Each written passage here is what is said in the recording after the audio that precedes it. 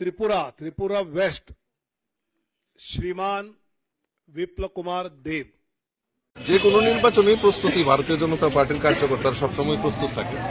যে কোনো নির্বাচনে প্রতিদ্বন্দ্বিতা হবে এবং এবার আমরা তো এটা চিন্তা করছি না কে জিতবে বিজেপি, কিন্তু আমাদের যে মূল লক্ষ্য যে আমাদের দিল্লি থেকে বলা হয়েছিল আমাদের ভোট বৃদ্ধি করা 10%, কিন্তু আমি দিল্লিকে বড়াই করে বলতে পারি যে 3,349টা বুথ রয়েছে, 3,349টা বুথেই পদ্ম ফুল ফুটাবো সেই চ্যালেঞ্জ নিয়ে ভারতীয় জনতা পার্টির সবাই কাজ করছে।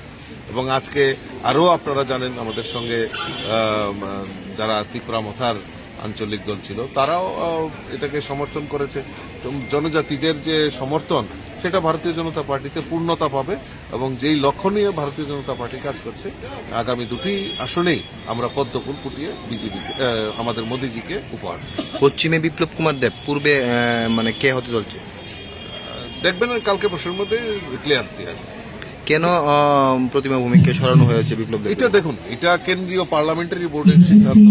পার্লামেন্টারি বোর্ড যেখানে সিদ্ধান্ত নেয় নিশ্চয়ই কোনো না কোনো কারণে কোনো না কোনো হিতের কারণে এই রাজ্যে বিপ্লব দেবের মতো নেতৃত্ব দরকার, সেই কারণে হয়তো ওনাকে সেখানে প্রার্থী করা হয়েছে।